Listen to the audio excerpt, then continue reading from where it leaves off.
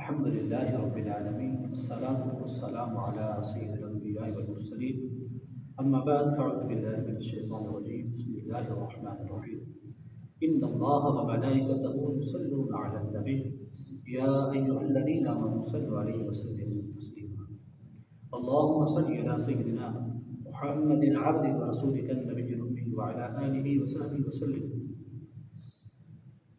حضرت ابن عمر رضی اللہ تعالی عنہ سے سند کے ساتھ مروی ہے، فرماتے ہیں کہ رسول اللہ صلی اللہ تعالی علیہ وسلم نے ارشاد فرمایا کہ جب مؤذن کی اذان سنو تو جس طرح وہ کہتا ہے تم بھی وہی کہو اور مجھ پر درود پڑھو، کیونکہ جس نے مجھ پر ایک مرتبہ درود بھیجا اس پر اللہ کی 10 رحمتیں نازل ہوں گی. پھر میرے وسیلہ سے دعا مانگو، کیونکہ یہ جنت میں ایک درجہ ہے جو صرف بندگان خدا میں سے کسی ایک کو حاصل ہوگا. میں خواستگار ہوں کہ وہ میں ہی ہوں، تو جس نے میرے لیے یعنی میرے وسیلہ کی دعا مانگی تو اس پر میری شفاعت حلال ہو گئی. سبحان اللہ.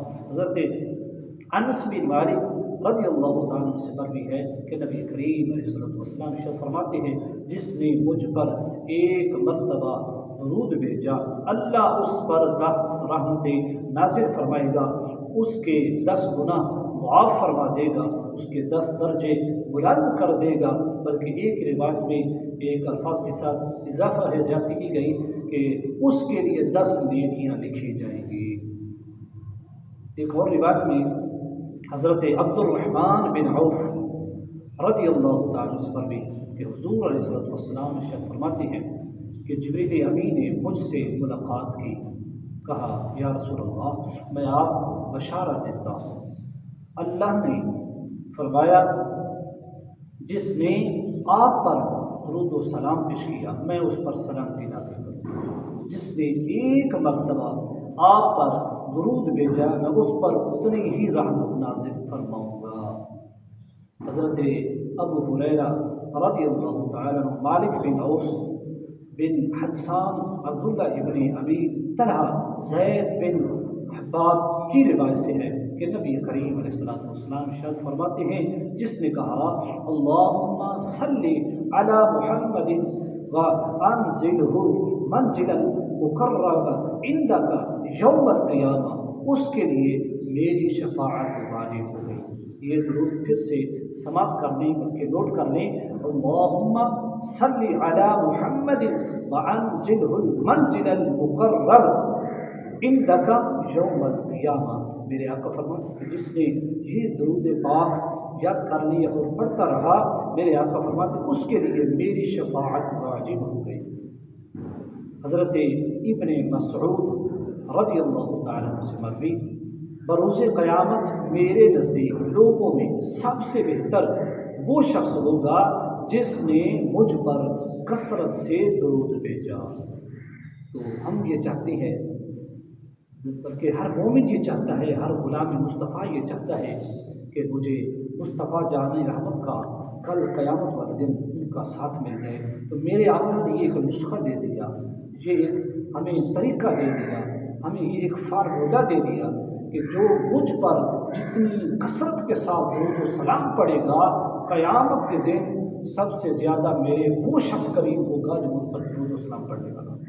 حضرت ابو ہریرہ رضی اللہ تعالی عنہ سے مروی ہے کہ حضور علیہ السلام نے ارشاد فرمایا کہ جس نے کتاب میں مجھ پر درود لکھا جب تک اس کتاب میں میرا نام رہے گا فرشتے اس کے یعنی لکھنے والے کے لیے برابر استغفار کرتے رہیں گے. ماشاءاللہ سبحان اللہ. کتنی یہ خوبصورت بات میرے آقا کریم نے فرمائی کہ جیسے کہ مصنفین جو ہے وہ کتابیں لکھتے ہیں یا کچھ مقالے لکھتے ہیں یا کچھ تحریر لکھتے ہیں تو اس پر نبی پاک علیہ السلام کا نامی اسم گرامی جب بھی آتا ہے تو اس کے آگے پھر درود و سلام لکھ دیتے ہیں. تو اس پر میرے آقا نے فرمایا کہ وہ کتاب جب تک وہ کتاب رہے گی تو فرشتے اس کے برابر اس کے لیے استغفار یعنی اس کے لیے دعائیں مغفرت کرتے رہیں گے.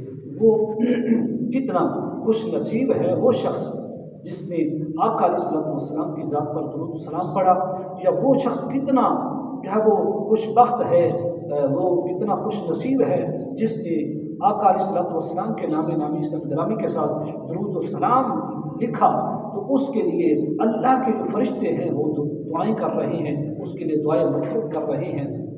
تو یہاں پر ایک اور بھی بڑی خوبصورت بات حدیث مبارکہ کی روح سے لکھی گئی کہ حضرت ابی بن کعب رضی اللہ تعالیٰ سے نبی کہ رسول اللہ صلی اللہ علیہ وسلم کی یہ عادت کریمہ تھی کہ جب بھی چوتھائی رات گزر جاتی تو کھڑے ہو کر فرماتے، اے لوگوں ذکر الہی کرو، فتنہ و فساد کا وقت آ گیا ہے اور اس کے پیچھے علامات قیامت ظاہر ہو گئی کہ موت اپنی تکلیفوں کے ساتھ آ گئی۔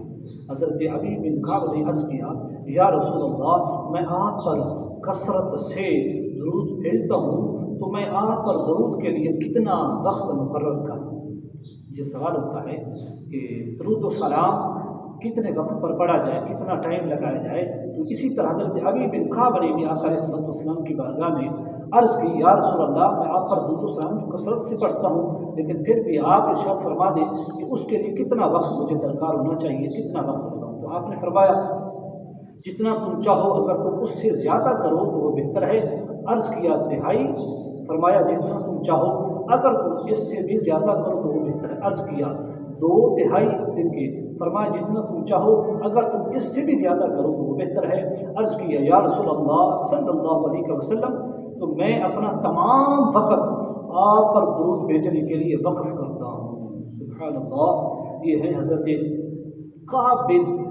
حضرت ابی بن کعب رضی اللہ تعالیٰ عنہ۔ یہ کتنے عاشق رسول ہیں اور کتنی آقا علیہ الصلوۃ والسلام سے محبت کرنے والے تھے کہ آقا علیہ الصلوۃ والسلام پر درود و سلام پڑھنے کے لیے اپنی ساری زندگی، اپنا سارا وقت وقف کر رہے ہیں آقا علیہ الصلوۃ والسلام کی ذات پر درود و سلام پڑھنے کے لیے۔ تو میں دعا کرتا ہوں کہ خالق کائنات ہمیں بھی آقا علیہ الصلوۃ والسلام کی سچی محبت نصیب فرمائے اور کثرت کے ساتھ درود و سلام پڑھنے کی توفیق عطا فرمائے۔ وآخر دعوانا ان الحمد للہ رب العالمین۔